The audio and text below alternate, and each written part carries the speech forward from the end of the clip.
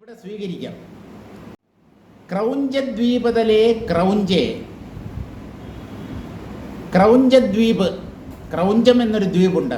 ആ ദ്വീപിൽ ക്രൗഞ്ചം എന്ന ഒരു പർവ്വതമുണ്ട്. ക്രൗഞ്ചം എന്ന പേരുള്ള പർവ്വതം ഉള്ളതുകൊണ്ടാണ് ആ ദ്വീപിന് ക്രൗഞ്ചദ്വീപ് എന്ന പേര് ലഭിച്ചത്. ആ ക്രൗഞ്ചദ്വീപിലെ ക്രൗഞ്ച പർവ്വതത്തിൽ യോഭൂത് കൽപ്പദ്രുമോ മഹാൻ, ഒരു കൽപ്പവൃക്ഷം ഉണ്ടായിരുന്നു. സാധാരണ ഈ കൽപ്പവൃക്ഷം ദേവലോകത്തിലാണ് എന്നാണ് ശാസ്ത്രങ്ങളിൽ വിവരിക്കാറ്. ഇവിടെ ഭൂമിയിലുള്ള ക്രൗഞ്ചദ്വീപിൽ ഉണ്ടായിരുന്ന ആ ഒരു കൽപ്പവൃക്ഷം, വളരെ പൊക്കത്തിൽ വളർന്നിട്ടുള്ള ആ കൽപ്പവൃക്ഷം, അതിൻ്റെ ശാഖകൾ ബ്രഹ്മലോകം വരെ നീണ്ടു കിടന്നിരുന്നു. അത്ര പൊക്കമുള്ള ആ വലിയ കൽപ്പവൃക്ഷം സോപി ചൂർണത്വമാകത, ആ പർവ്വതവും പൊടിഞ്ഞ് മണ്ണോട് മണ്ണായിപ്പോയി. ഒന്നും കാണാനില്ല, എല്ലാം നഷ്ടമായി.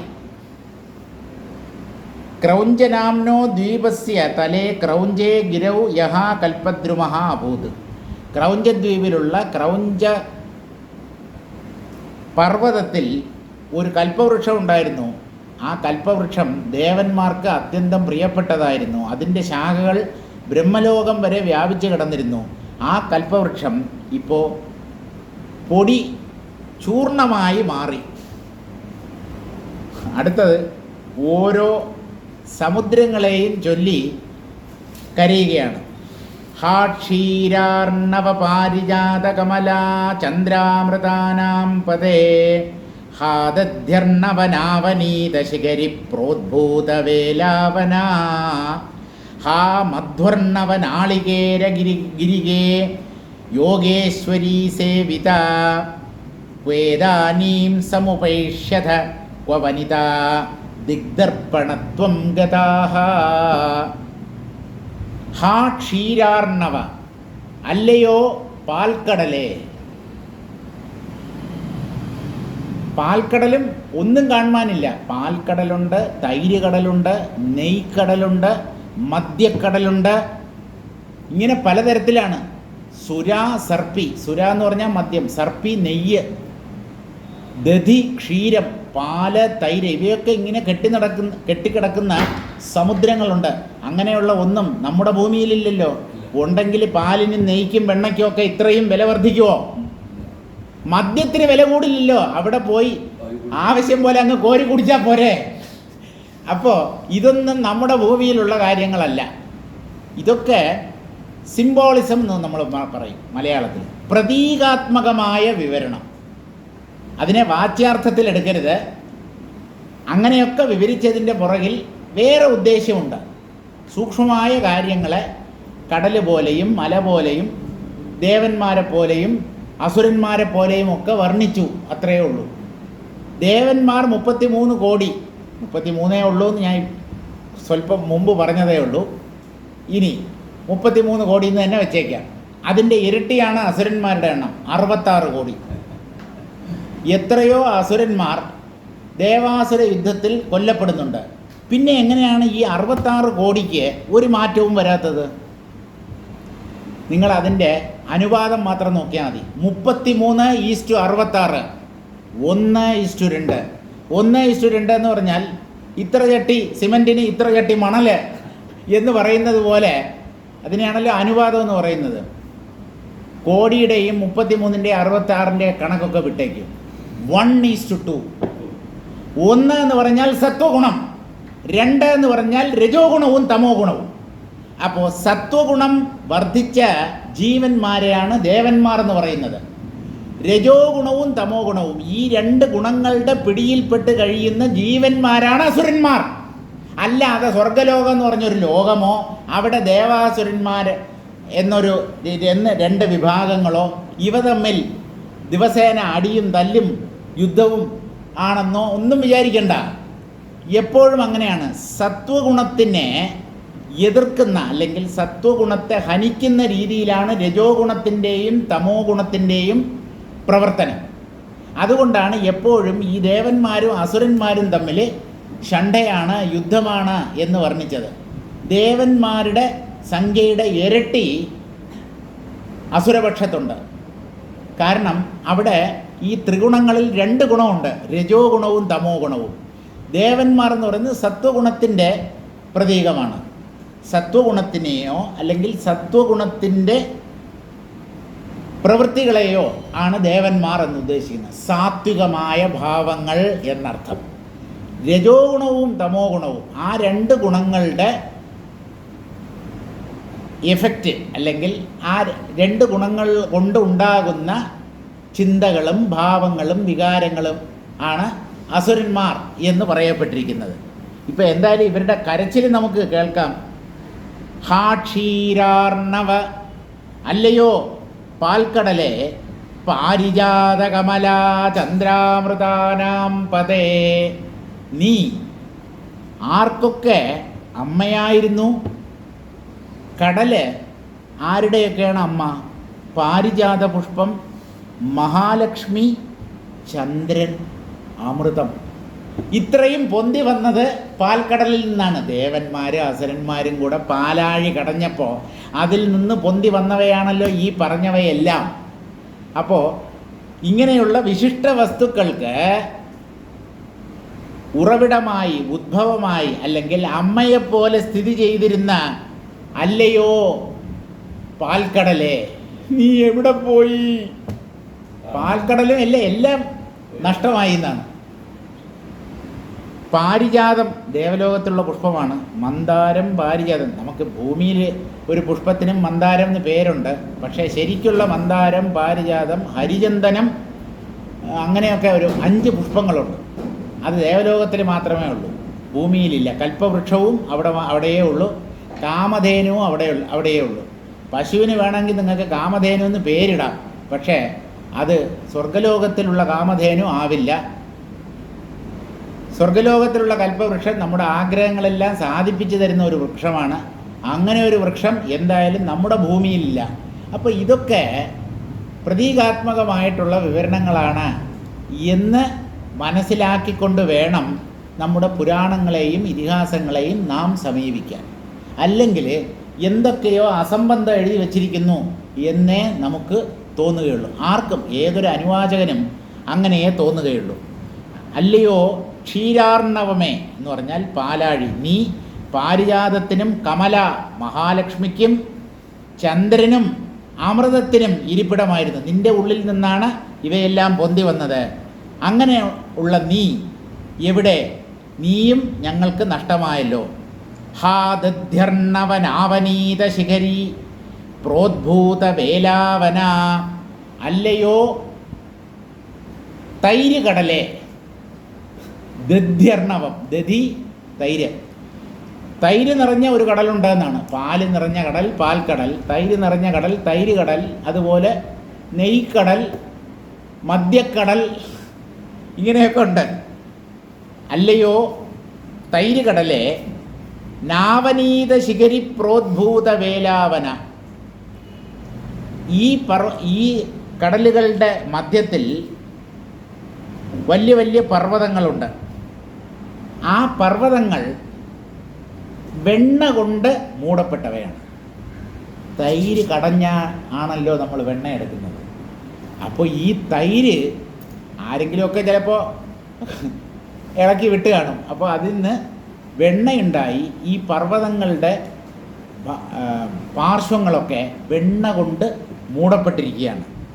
അങ്ങനെ സ്ഥിതി ചെയ്തിരുന്ന അല്ലയോ തൈര് കടലെ, നാവനീത ശിഖരി പ്രോദ്ഭൂത വേലാവന, ഈ തൈര് കടലിൻ്റെ തീരത്താണ് വെണ്ണ കൊണ്ട് മൂടപ്പെട്ട പർവ്വതങ്ങൾ സ്ഥിതി ചെയ്തിരുന്നത്. അത്രയും മഹത്വമുള്ള അല്ലയോ തൈര് കടലെ, നീയും ഞങ്ങൾക്ക് നഷ്ടമായി. ഹാ മധ്വർണവ നാളികേരഗിരികേ യോഗീശ്വരീ സേവിത. ഹാ എന്ന് പറഞ്ഞാൽ കഷ്ടം. എല്ലാം പോയില്ലേ, എല്ലാം നഷ്ടമായില്ലേ. അടുത്തത് മധ്വർണവം, മധ്യക്കടൽ, മദ്യം നിറഞ്ഞു നിൽക്കുന്ന കടൽ. അല്ലയോ മധ്യക്കടലെ, നാളികേരഗിരികെ.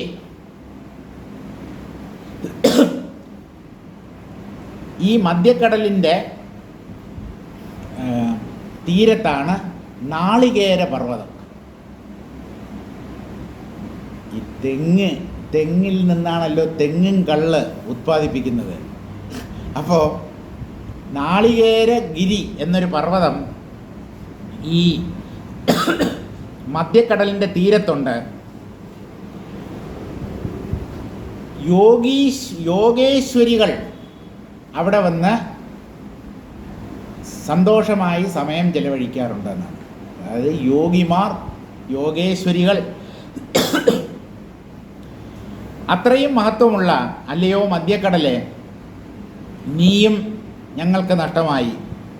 ക്വേദാനീം സമുപൈഷ്യഥ ക്വ വനിതാ ദിഗ്ദർപ്പണത്വം ഗതാഹ. ഇനി എന്നാണ് തിരിച്ചു വരുന്നത്? ഞങ്ങൾക്കിനി എന്നാണ് കാണാൻ കഴിയുന്നത്? എന്ത്? ക്വ വനിതാ ദിഗ്ദർപ്പണത്വം ഗതാഹ. വനിതകൾക്കും എന്ന് പറഞ്ഞാൽ സ്ത്രീകൾക്കും, ഇവിടെ ദേവലോകത്തിലെ സ്ത്രീകളായ അപ്സരസ്സുകൾക്കും അതുപോലെ ദിക്കുകൾക്കും ദർപ്പണമായി കണ്ണാടി പോലെ വർത്തിച്ചിരുന്ന ഗിരി പർവ്വതം, അതും ഞങ്ങൾക്ക് നഷ്ടമായല്ലോ. വേലാഖ്യേ ഹേ ദധ്യർണവ വേലാസ്ഥേ നാളികേരപ്രധാനേ അനുകമ്പ്യേ ഗിരൗ. നാളികേരം എന്ന പേരോടുകൂടിയ, തേങ്ങയല്ല നാളികേരം എന്ന പേരോടുകൂടിയ ആ പർവ്വതത്തിൽ ഗിരികെ യോഗൈശ്വര്യാ സേവിത ഹേ മധ്വർണവ. യോഗേശ്വരിമാർ, യോഗിനിമാർ നിന്നെ സേവിച്ചിരുന്നു, നിന്നെ ആശ്രയിച്ചിരുന്നു. അങ്ങനെയുള്ള അല്ലയോ മധ്യക്കടലെ, ഹാ ഭവതാം പ്രത്യേകം ശോച്യത ഇത്യർത്ഥ. നിനക്ക് ഞങ്ങളുടെ അനുശോചനം അറിയിക്കുന്നു. നീ ഞങ്ങൾക്ക് നഷ്ടമായതിൽ ഞങ്ങൾക്ക് വളരെയേറെ വിഷമമുണ്ട്, ഞങ്ങളതിൽ ദുഃഖിക്കുന്നു. ഇദാനീം ക്വ സമുപൈഷ്യഥ സ്ഫടികാദി രത്നശിലാഭിർ വനിതാനാം ദേവസ്ത്രീണാം ദിശാം ച ദർപ്പണത്വം ക്വവാഗതാഹ. ഇനി പർവ്വതങ്ങൾ എങ്ങനെയുള്ള കണ്ണാടി പോലെ എന്തിനേയും പ്രതിഫലിപ്പിക്കാൻ കഴിവുള്ള ദർപ്പണ സദൃശങ്ങളായ പാർശ്വങ്ങളോടുകൂടിയ അല്ലയോ പർവ്വതങ്ങളെ, നിങ്ങളെയും ഞങ്ങൾക്ക് നഷ്ടമായി. എങ്ങനെയുള്ള പർവ്വതങ്ങൾ? ദേവസ്ത്രീണാം ദിശാം ച ദർപ്പണത്വം ഗതാഹ. ദേവസ്ത്രീകൾക്കും ദിക്കുകൾക്കും കണ്ണാടി പോലെ വർത്തിച്ചിരുന്ന എന്ന് പറഞ്ഞാൽ എല്ലാം ഈ കണ്ണാടി പോലെയുള്ള പർവ്വതങ്ങളിൽ പ്രതിബിംബിക്കുമായിരുന്നു. അവയുടെ എല്ലാം പ്രതിബിംബം, നിഴൽ ഈ പർവ്വതത്തിൽ കാണപ്പെടുമായിരുന്നു. സ്ഫടികശിലകൾ അല്ലെങ്കിൽ രത്നശിലകളോടുകൂടിയ ആ പർവ്വതങ്ങളും ഇന്നിതാ നഷ്ടമായി, അവയെല്ലാം പോയിപ്പോയി. ഹാ കൽപദ്രുമ കാഞ്ചനാമലലതാ നിസ്സന്ധിബന്ധാചല ക്രൗഞ്ചദ്വീപ വിരിഞ്ച ഹംസ നളിനീ നീരന്ധ്രദിഗ്ജാലക യാതഃക്വേഹ കദംബകാനന ദരീ വിശ്രാന്ത വിദ്യാധരീ ക്രീഡാ കോവിദനാഗരാമരഗൃഹ ത്വം പുഷ്കരദ്വീപക. അടുത്തത് പുഷ്കരദ്വീപിനെ കുറിച്ചാണ് പറയുന്നത്. 7 ദ്വീപുകളിൽ ഒന്നാണ് പുഷ്കരം എന്ന പേരോട് കൂടിയ ദ്വീപ്. ഹാ കൽപദ്രുമ കാഞ്ചനാമല ലതാ നിസ്സന്ധി ബന്ധാചല. കൽപ്പവൃക്ഷങ്ങൾ ധാരാളം വളർന്നു നിൽക്കുന്നതും നിർമ്മലങ്ങളായ അനേകം വള്ളികൾ ചുറ്റിപ്പിണഞ്ഞു നിൽക്കുന്നതുമായ അല്ലയോ പുഷ്കരദ്വീപമേ. ആ പുഷ്കരദ്വീപത്തിൽ പർവ്വതങ്ങളുണ്ട്. ആ പർവ്വതങ്ങളിലെ വനങ്ങളിൽ ധാരാളം ലതകൾ ഇങ്ങനെ ചുറ്റിപ്പിണഞ്ഞു കിടക്കുമായിരുന്നു.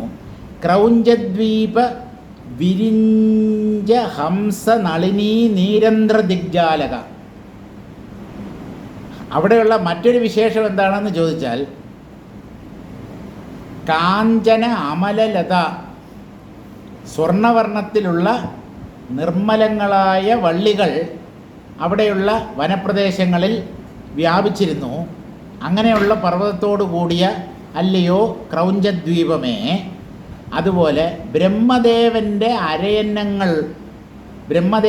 അരയന്നവും നളിനി എന്ന് പറഞ്ഞാൽ താമരപ്പൊയ്ക എന്ന് പറഞ്ഞാൽ ധാരാളം ഹംസങ്ങൾ, ബ്രഹ്മാവിൻ്റെ അരയന്നം ഉൾപ്പെടെയുള്ള ധാരാളം ഹംസങ്ങളും പൊയ്കകളും നിറഞ്ഞ പർവ്വതങ്ങളോടുകൂടിയ അല്ലയോ ക്രൗഞ്ചദ്വീപമേ, യാതക്വേഹ, നീ എങ്ങോട്ട് പോയി? നീ എവിടെയാണ് പോയി മറഞ്ഞത്? നിന്നെ ഞങ്ങൾക്ക് കാണാൻ കഴിയുന്നില്ലല്ലോ. കദംബ കാനന ദരീ വിശ്രാന്ത വിദ്യാധരീ ക്രീഡാഗോവിത നാഗരാമര ഗൃഹ. കദംബ കാനനങ്ങൾ, കദംബ വൃക്ഷങ്ങൾ, കടമ്പ് ധാരാളം ഉള്ള വനപ്രദേശങ്ങൾ, ദരീവിശ്രാന്ത, അവിടെയുള്ള ഗുഹകളിൽ വിശ്രമിക്കുന്ന വിദ്യാധരികളുമായി രമിക്കുന്ന സുരന്മാരോടുകൂടിയ അല്ലയോ ക്രൗഞ്ചദ്വീപമേ. ഇങ്ങനെ വർണ്ണിച്ചു പോവുകയാണ്. ഹേ കൽപദ്രുമേണ കാഞ്ചനീഭിരമലാഭിർലതാഭിശ്ച നിസ്സന്ധി നിരുപാധിർബന്ധ സംബന്ധ. ഒരിക്കലും ഈ വള്ളികൾ ഇല്ലാത്ത സമയം ആ ദ്വീപിലില്ലായിരുന്നു. എപ്പോഴും ആ വനപ്രദേശങ്ങളിൽ വള്ളികൾ പടർന്നിരുന്നു. തഥാവിധ ക്രൗഞ്ചാചലഹ, അങ്ങനെയുള്ള ക്രൗഞ്ചപർവ്വതം ഏതൊരു ക്രൗഞ്ചദ്വീപിലാണോ ഉള്ളത്, ആ ക്രൗഞ്ചദ്വീപിനെയും ഞങ്ങൾക്ക് നഷ്ടമായി, നിന്നെ ഞങ്ങൾക്ക് നഷ്ടമായി എന്നാണ്. ഓരോന്നിൻ്റെ ഇങ്ങനെ പേര് പറഞ്ഞ് നിന്നെയും ഞങ്ങൾക്ക് നഷ്ടമായല്ലോ എന്ന് പറഞ്ഞ് വിലപിക്കുകയാണ്. തഥാ വിരിഞ്ചി ഹംസൈർ നളിനീഭിശ്ച നീരന്ധ്രം നിബിഡിതം ദിഗ്ജാലം യസ്യ. അവിടെയുള്ള ആ പർവ്വത പ്രദേശങ്ങളിൽ ബ്രഹ്മദേവൻ്റെ അരയന്നങ്ങൾ, ആ ബ്രഹ്മദേവൻ്റെ വാഹനമാണ് അരയന്നം, ആ അരയന്നത്തിൻ്റെ വംശത്തിലുള്ള ധാരാളം അരയന്നപ്പിടകളും അതുപോലെ താമരപ്പൊയ്കകളും കൊണ്ട് നിബിഡമായ ആ പർവ്വത പ്രദേശം ഈ ക്രൗഞ്ച പർവ്വതത്തിലായിരുന്നു. ആ പർവ്വതം ക്രൗഞ്ചദ്വീപിലായിരുന്നു. ആ ക്രൗഞ്ചദ്വീപത്തെ, ഹേ ക്രൗഞ്ചദ്വീപമേ, നിന്നെയും ഞങ്ങൾക്ക് നഷ്ടമായി. സ്വാദൂദോദപ്രതാപാവല കുസുമമഹീപാവനാനാം വനാനാം ഗോമേധദ്വീപകൽപദ്രുമകനകലതാ സുന്ദരീണാം ദരീണാം ശാഖദ്വീപാചലാനാം അമര തരുവനൈർദംശിതാനാം സിതാനാം സ്മൃത്യൈവോദേതി പുണ്യം സുരപദസുഖദം മാനവാനാം നവാനാം. ഈ അലങ്കാരത്തിന് യമകം എന്നാണ് പറയുന്നത്. അതായത് അതൊരു അലങ്കാരമാണ്. അതായത് ഒരേപോലെയുള്ള അക്ഷരക്കൂട്ടങ്ങൾ ആവർത്തിക്കും, പക്ഷേ വ്യത്യസ്തം അർത്ഥങ്ങളായിരിക്കും അവയ്ക്ക് ഉണ്ടാവുക. ഉദാഹരണത്തിന് ഒരെണ്ണം മലയാളത്തിൽ പറഞ്ഞു തരാം. യമക അലങ്കാരത്തിന് ഉദാഹരണം: തടിയനോടിയനോകഹമേറിനാൻ. അപ്പോൾ അവിടെ തടിയനോടിയനോ, ടിയനോടിയനോ. പക്ഷെ അങ്ങനെയല്ല, തടിയൻ ഓടി അനോകഹമേറിനാൻ. അനോകഹം വൃക്ഷം. ഒരു തടിയൻ ഓടി വൃക്ഷത്തിൻ്റെ പുറത്ത് കയറി എന്നാണ്. അപ്പോൾ അതിനെങ്ങനെ പറയുമ്പോൾ തടിയനോടി ഏറിനാൻ. അപ്പോൾ ആ ടിയനോ എന്നുള്ള 3 അക്ഷരം വീണ്ടും ആവർത്തിച്ചിരിക്കുകയാണ്. ഇതുപോലെ കൃഷ്ണഗാഥയിലുള്ള ഒരു ഭാഗം പറയാം. അക്രൂരമായൊരു മാനസം പൂണ്ടുള്ളൊരക്രൂരനാകിയ യാദവൻ താൻ. അക്രൂരമായൊരു മാനസം പൂണ്ടുള്ളൊരക്രൂരൻ. ക്രൂരതയില്ലാത്ത, ക്രൂരത അല്പം പോലുമില്ലാത്ത ദയാവായ്പോടു കൂടിയ മനസ്സാണ് അക്രൂരനുണ്ടായിരുന്നത്. പേര് തന്നെ അക്രൂരൻ എന്നാണല്ലോ. അപ്പോൾ അദ്ദേഹത്തിൻ്റെ മനസ്സ് അക്രൂരമായിരുന്നു, ക്രൂരതയില്ലാത്തതായിരുന്നു. അക്രൂരമായൊരു മാനസം പൂണ്ടുള്ളൊരക്രൂരനാകിയ യാദവൻ താൻ. ഇങ്ങനെ ഒരു കൂട്ടം അക്ഷരങ്ങളെ ആവർത്തിച്ച് പ്രയോഗിക്കുന്ന ഒരു അലങ്കാരമാണ് യമകം എന്ന് പറയുന്നത്. അക്ഷരക്കൂട്ടം ഒന്നായിട്ടർത്ഥം ഭേദിച്ചിടുംപടി ആവർത്തിച്ചു കഥിച്ചിടിൽ യമകം പലമാതിരി. പലതരം യമകങ്ങളുണ്ട്. യമകം എന്നുള്ള അലങ്കാരത്തിൽ തന്നെ പല ഉപവിഭാഗങ്ങളുമുണ്ട്. അതുപോലെ ഒരു യമകാലങ്കാരം പ്രയോഗിച്ചിട്ടുള്ള ഒരു പദ്യമാണിത്. നോക്കൂ, മഹീപാവനാനാം വനാനാം. വനാനാം എന്നുള്ളത് ആവർത്തിച്ചിരിക്കുന്നുണ്ടോ? സുന്ദരീണാം ദരീണാം. ദരീണാം എന്നുള്ളത് ആവർത്തിച്ചിരിക്കുന്നു. ദർശിതാനാം സിതാനാം. ചെറിയ വ്യത്യാസമുണ്ട്. ദർശിതാനാം ശിതാനാം എന്നാണ് വരേണ്ടത്, അതിന് പകരം സിതാനാം. മാനവാനാം വനാനാം. ഇങ്ങനെ ഓരോ വരിയുടെയും അവസാന ഭാഗം യമക അലങ്കാരത്തിൽ പ്രയോഗിച്ചിരിക്കുകയാണ്. സ്വാദൂദോദഗ്ര താപാവല കുസുമ മഹീപാവനാനാം വനാന. നമുക്ക് വ്യാഖ്യാനം തന്നെ വായിക്കാം. സ്വാദൂദസ്യ സമുദ്രസ്യ. സ്വാദുജലം നിറഞ്ഞ ഒരു സമുദ്രവുമുണ്ട്. ഈ സപ്തസാഗരങ്ങളിൽ ഒരെണ്ണം സ്വാദുജലം നിറഞ്ഞതാണെന്ന് പറഞ്ഞാൽ മധുരജലം.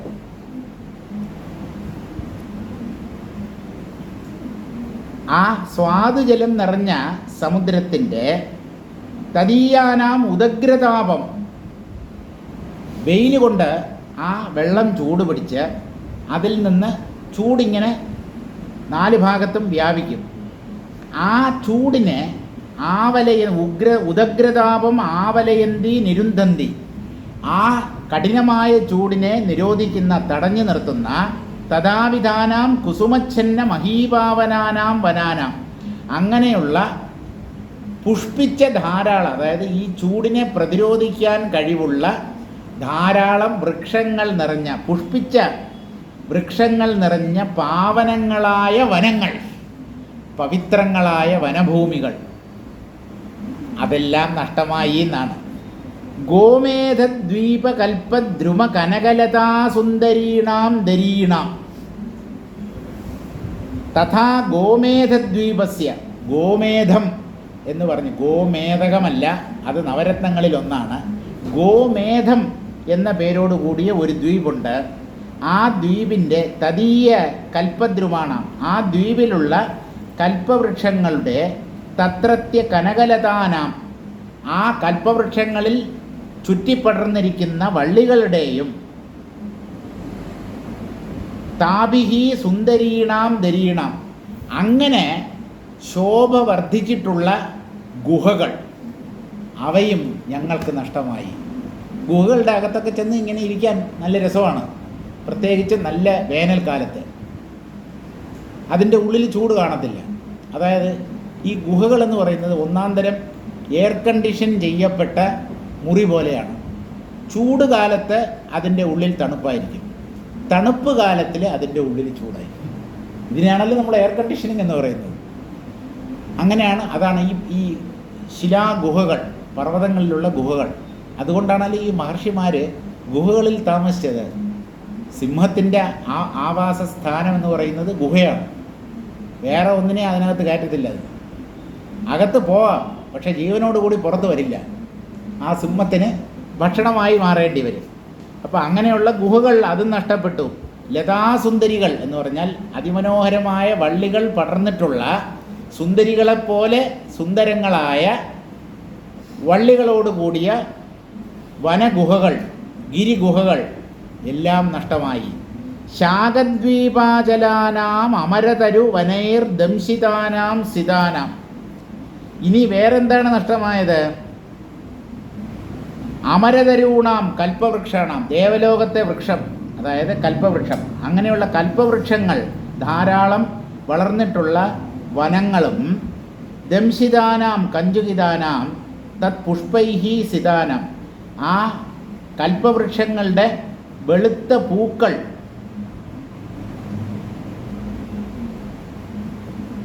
കൊണ്ട് മൂടപ്പെട്ട ഭൂമിയോടുകൂടിയ, അങ്ങനെയുള്ള വനഭൂമിയോടുകൂടിയ ക്രൗഞ്ചദ്വീപ സഹിതാനാം തദജലാനാം ചേതി.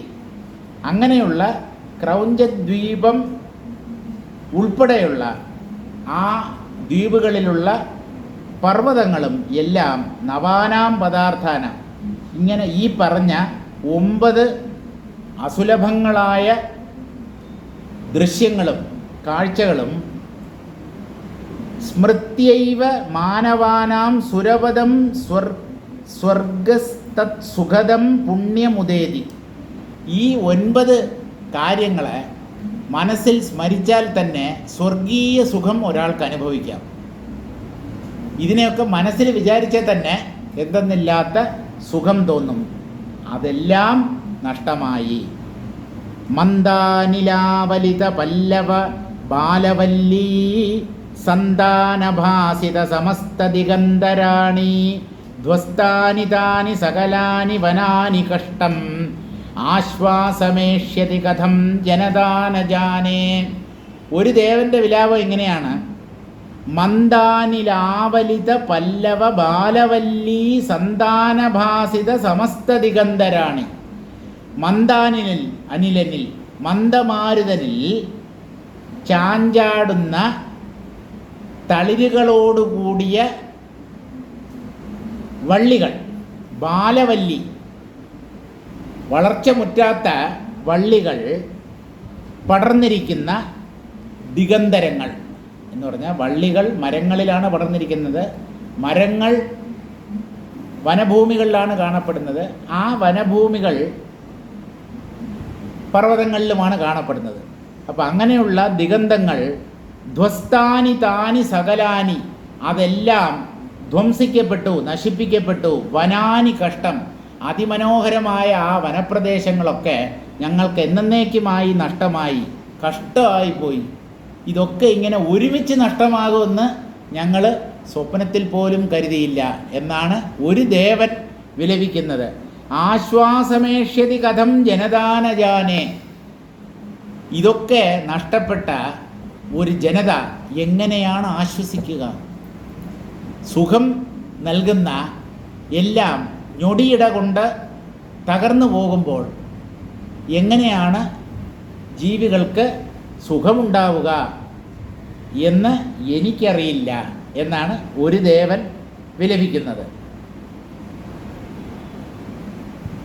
മന്ദാനിലൈരാവലിത പല്ലവാഹ, മന്ദമാരുതനിൽ ചലിക്കുന്ന തളിരുകളോടുകൂടിയ വള്ളികൾ.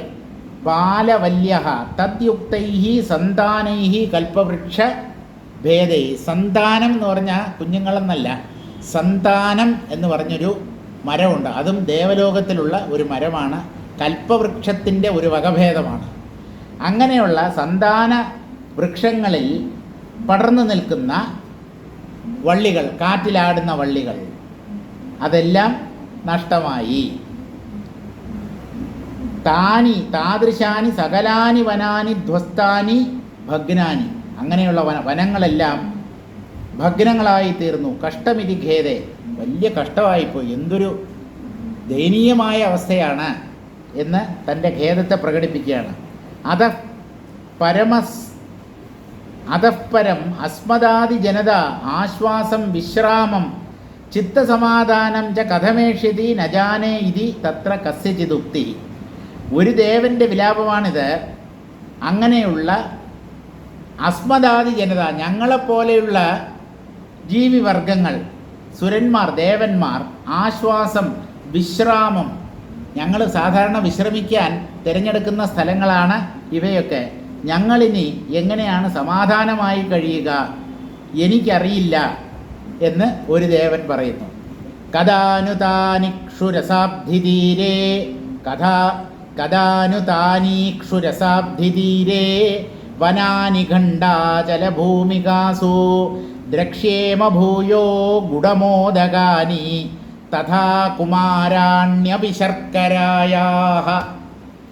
കഥാനു, എപ്പോഴാണ് ഞങ്ങൾ ഇനി പറയാൻ പോകുന്ന ആ അതിമനോഹരമായ ദൃശ്യത്തെ ഇനി കാണുക? താനി ഇക്ഷുരസാബ്ധിതീരേ, സപ്ത സാഗരങ്ങളിൽ ഒരു സാഗരം എന്ന് പറയുന്നത് കരിമ്പിൻ ചാറ് നിറഞ്ഞ സാഗരമാണ്. മുഴുവൻ കരിമ്പിൻ ചാറ്. ആ ഇക്ഷുരസ നിറഞ്ഞ കടലിൻ്റെ തീരത്ത് വനാനി ഖണ്ഡാചല ഭൂമികാസു, അതിൻ്റെ തീരത്തുള്ള വനങ്ങൾ, അതിമനോഹരമായ വനപ്രദേശങ്ങൾ. ഇക്ഷുരസാബ്ദി തീരെ ഖണ്ഡഹ ശിലീഭൂത ശർക്കര.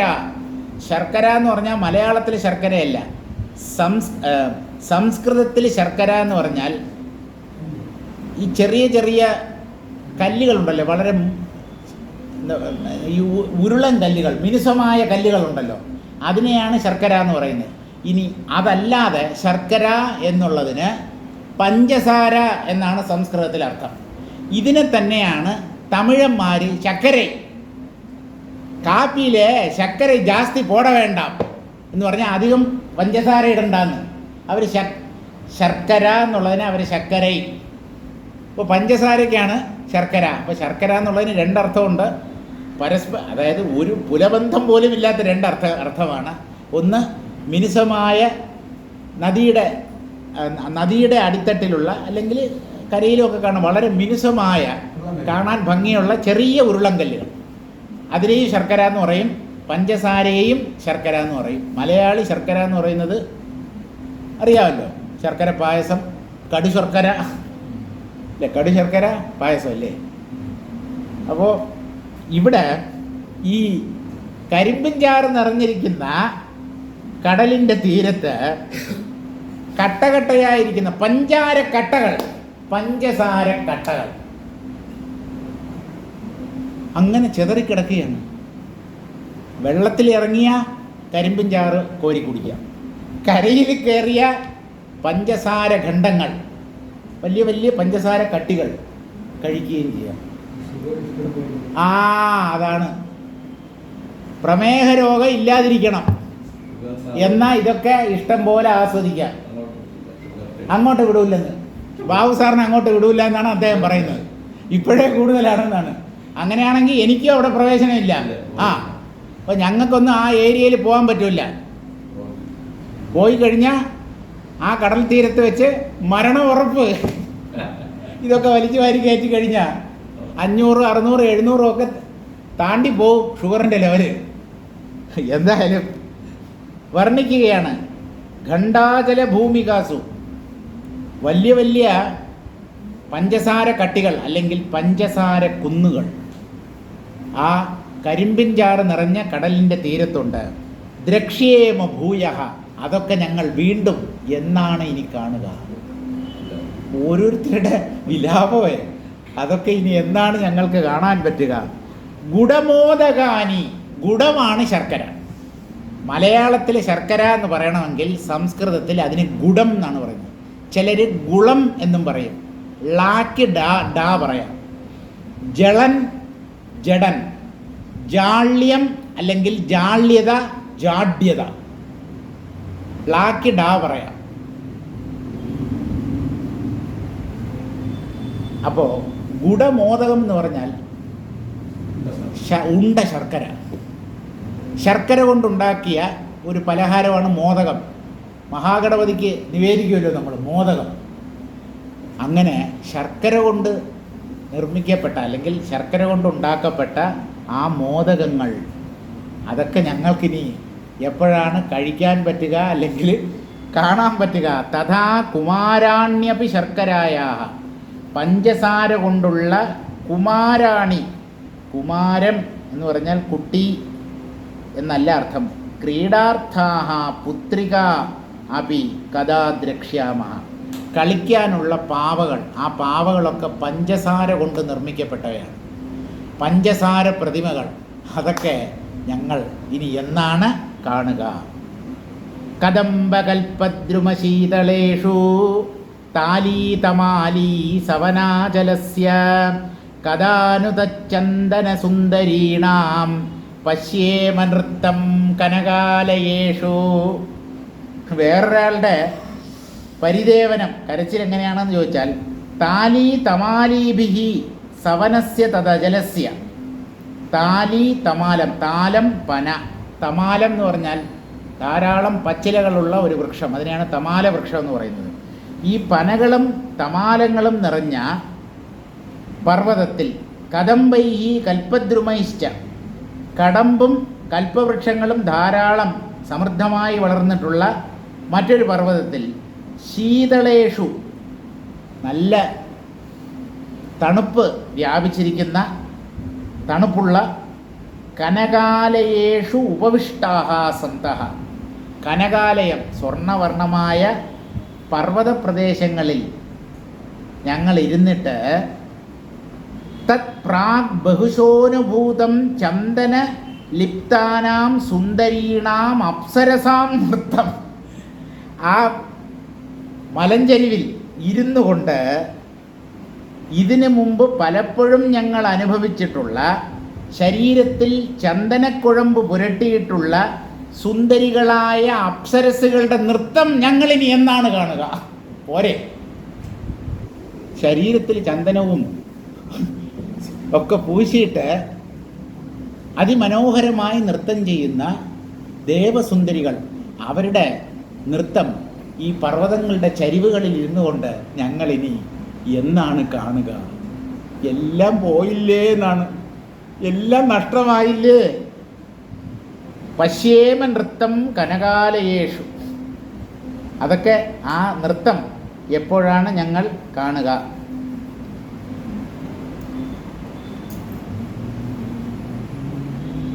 നമ്മൾ ഇന്നുകൊണ്ട് ഈ വർണ്ണന അവസാനിപ്പിക്കും. ഒരു 3 ശ്ലോകവും കൂടെ ഉള്ളൂ, അതുകൂടെ കഴിയുമ്പോൾ ഈ വർണ്ണന തീരും. ഗതാനി കഷ്ടം സ്മരണീയ രൂപതാം ജംബൂദ്രുമസ്യാഗ്രഫലാനി താന്യപേ യേഷാം നദീം ദ്വീപസമുദ്രമേഖലാ വഹത്യസൗ ജംബുമതീരസാംബുഭിഃ. ജംബൂദ്വീപം, ജംബൂദ്വീപ്, അതിനെക്കുറിച്ചാണ് വേറൊരു ദേവൻ വിലപിക്കുന്നത്. എന്താണ്? ജംബൂദ്രുമസ്യ, ജംബൂദ്രുമം എന്ന് പറഞ്ഞാൽ ഞാവൽ മരം, ഞാവൽപ്പഴം കണ്ടിട്ടില്ലേ? നല്ല ഒരു വയലറ്റ് കളറിലുള്ളതാണ്. ചവർപ്പ് റോഡിലൊക്കെ ഉണ്ട്, ചവർപ്പും. അത് ആ ഞാവൽപ്പഴം നിന്ന് കഴിഞ്ഞാൽ നാവൊക്കെ ഒരുതരം വയലറ്റ് കളറിലാവും. അത് ഈ പ്രമേഹ രോഗികൾക്ക് കഴിക്കാൻ പറ്റിയ ഒന്നാണ്. ഒരുപാട് കഴിക്കുന്നു. ഈ ഓറഞ്ച്, മുന്തിരി, പൈനാപ്പിള്, ഇങ്ങനെയുള്ള മധുരം, പിന്നെ വാഴപ്പഴം, ഏത്തപ്പഴം, കപ്പപ്പഴം, ഇതൊന്നും പ്രമേഹ രോഗികൾക്ക് കഴിക്കാൻ പറ്റത്തില്ല. അവർക്ക് കഴിക്കാൻ പറ്റുന്ന അപൂർവമായ ചില ഫലങ്ങളേ ഉള്ളൂ. ഒന്ന്, അധികം പഴുക്കാത്ത പേരയ്ക്ക, അതുപോലെ കുറച്ച് ഞാവൽപ്പഴങ്ങൾ, പിന്നെ ആപ്പിള്, ക്യാരറ്റ്. ഇതൊക്കെ ഇയാൾ എങ്ങനെയാണ് ഇത്ര കൃത്യമായിട്ട് പറയുന്നതെന്ന് പറഞ്ഞു കഴിഞ്ഞാൽ, ഞാൻ ആ ഒരു ഭക്ഷണ സമ്പ്രദായം പിന്തുടരുന്നത് കൊണ്ടാണ്. ഏത് സാധനവും, ഏത് പഴവും എത്ര കണ്ട് പഴുക്കുന്നുവോ, അല്ല കായാണ് പഴുക്കുന്നത്, ഏത് കായും എത്ര കണ്ട് പഴുക്കുന്നുവോ അതിലെ ഷുഗർ കണ്ടൻറ്റ് കൂടും. അപ്പോൾ അധികം പഴുക്കാത്ത ഈ മോറിസൺ നമ്മൾ പറയത്തില്ലേ, പച്ചപ്പഴം എന്ന് പറയുന്നില്ലേ, അത് അധികം പഴുക്കാത്തത് വേണം കഴിക്കാൻ. അത് നല്ല പഴുത്തിട്ടുണ്ടെങ്കിൽ അതിൽ ധാരാളം പഞ്ചസാര ഉണ്ടാവും, ഗ്ലൂക്കോസ് ഉണ്ടാവും. അപ്പോൾ ഈ ജംബു, ഞാവൽ മരം, ജംബൂ ദ്രുമസ്യ താനി ഗജപ്രമാണത്വേന അമൃതരസത്വേന, അതിൻ്റെ ഗജപ്രമാണത്വേന എന്ന് പറഞ്ഞാൽ വലിയ വലിയ ഞാവൽപ്പഴങ്ങൾ, ആനയുടെ വലിപ്പത്തിൽ ഒരിക്കലും ഞാവൽപ്പഴങ്ങൾ ഉണ്ടാവത്തില്ല. നല്ല പുഷ്ടിയുള്ള വലിയ വലിയ ഞാവൽപ്പഴങ്ങളുടെ അമൃതരസം, അതിൻ്റെ ജ്യൂസ്, ചാറ്, അതുകൊണ്ട് ജാംബൂനത സ്വർണ്ണഹേതുത്വേനച, ഈ ജംബൂദ്വീപ് എന്ന് പറയുന്നത് സ്വർണ്ണവർണ്ണമുള്ള ഒരു ദ്വീപാണ്. പ്രസിദ്ധാന്യ അഗ്രഫലാനി, ആ ഞാവൽ മരങ്ങളുടെ ശാഖകളുടെ അഗ്രത്തിൽ പഴുത്തു നിൽക്കുന്ന ആ ജംബൂഫലങ്ങൾ സ്മരണീയ രൂപതാം ഗതാനി, അത് ആ കാഴ്ച ഒന്ന് കാണേണ്ടത് തന്നെയാണ്. ഇനിയിപ്പോൾ അതിനെയൊക്കെ ഓർമ്മിച്ച് രസിക്കാനേ പറ്റൂ, അതൊന്നും ഇനി നേരിട്ട് കാണാൻ പറ്റത്തില്ല. കഷ്ടമിതി ഖേദേ, കഷ്ടമായിപ്പോൾ, ഇതെല്ലാം നഷ്ടമായല്ലോ എന്നാണ്. യേഷാം ഫലാനാം രസാംബുഭിഹി പ്രഭവാം നദി, ഈ ഞാവൽപ്പഴങ്ങളുടെ ചാറ്, അതിൻ്റെ രസം, ആ രസം കലർന്ന നദി. ദ്വീപാഹ സമുദ്രാശ്ച മേഖല യസ്യാഹ. ദ്വീപുകൾ, അങ്ങനെയുള്ള ധാരാളം ചെറിയ ചെറിയ ദ്വീപുകൾ ഈ ജംബൂ ദ്വീപത്തിലുണ്ട്. ആ ദ്വീപുകൾക്ക് സമുദ്രങ്ങളാണ് അതിർവരമ്പുകൾ. തഥാവിധ അസൗ ജംബുമതി ജംബൂദ്വീപരൂപ മഹീ വഹതി. അങ്ങനെ അതിമനോഹരമായിരിക്കുന്ന ജംബൂദ്വീപം, ആ ദ്വീപ് സ്ഥിതി ചെയ്യുന്ന ഈ ഭൂമി ഇതാ ഒഴുകിപ്പോകുന്നു, അല്ലെങ്കിൽ തകരുന്നു, നഷ്ടമാകുന്നു. അത് ഏതാണ്ട് ഇല്ലാതാകാറായി. ശിലീന്ദ്രനീരന്ധ്ര മഹീധ്രരന്ധ്ര ക്ഷീപാമരസ്ത്രീകൃതഗീതനൃത്യം സംസ്മൃത്യ സംസ്മൃത്യ സുരോദതീരം പ്രാഗബ്ജമുർവീവ ഹൃദാവതീര്യേ. വേറൊരു ദേവൻ്റെ ദുഃഖം മറ്റൊന്നിനെ ചൊല്ലിയാണ്. ശിലീന്ദ്ര നീരന്ധ്ര മഹീധ്രരന്ധ്ര. ശിലീന്ദ്രം എന്ന് പറഞ്ഞാൽ കുമിൾ ധാരാളം വളർന്നു നിൽക്കുന്ന, സമൃദ്ധമായി കുമിളുകൾ വളർന്നിട്ടുള്ള മഹീധ്രം പർവ്വതം. ആ പർവ്വതങ്ങളുടെ ഗുഹകൾ, അതിൻ്റെ അവിടെയുള്ള വനഭൂമികൾ. ക്ഷീപാമരസ്ത്രീകൃത ഗീതനൃത്യം. ആ പർവ്വത പാർശ്വങ്ങളിൽ മദ്യം സേവിച്ച് മത്ത് പിടിച്ച ദേവസ്ത്രീകൾ പാടുകയും ആടുകയും ചെയ്യുന്നത് ഞങ്ങൾക്കിനി എന്ന് കാണാൻ പറ്റും.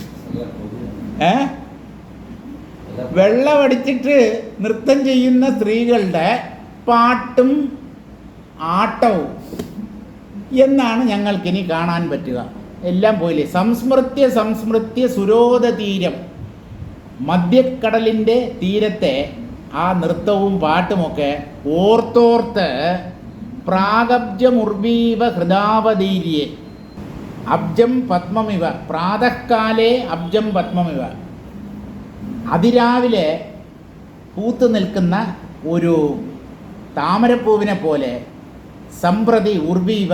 അത്രയും മനോഹരമായി കാണപ്പെട്ട ആ ഭൂമി ഇതാ നഷ്ടമാകുന്നു. അഹം ഹൃദാ അവതീര്യെ വിതാരണം പ്രാപ്നോമി. എൻ്റെ ഹൃദയം തകർന്നു പോവുകയാണ്, എൻ്റെ ഹൃദയം പിളർക്കപ്പെടുകയാണ്. ഇതൊന്നും ഇനി അനുഭവിക്കാൻ കഴിയില്ലല്ലോ എന്നോർത്ത്.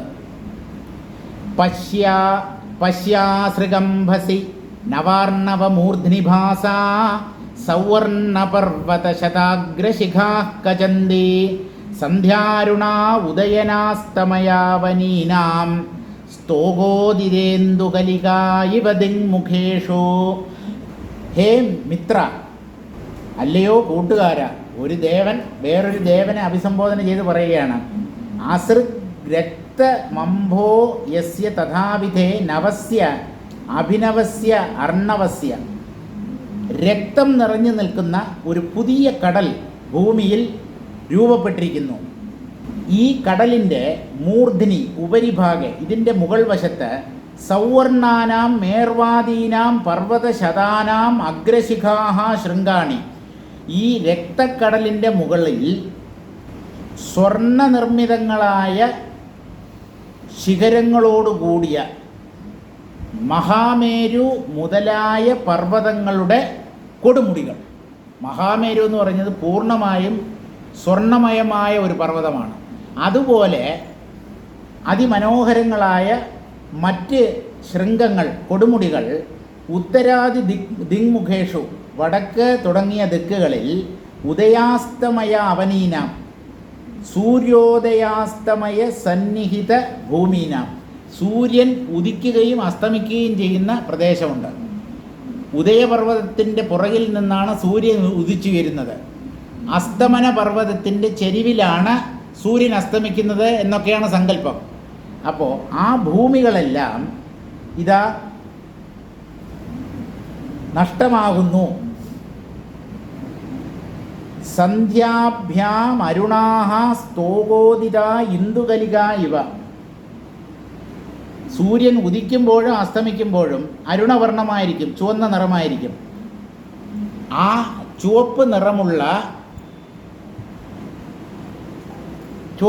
കലർന്ന ആകാശത്തിൽ അല്പം ഉദിച്ചു നിൽക്കുന്ന ഇന്ദുകലിക ചന്ദ്രകല, ആ ചന്ദ്രകല അതിനും നിറം ചുവപ്പാണ്.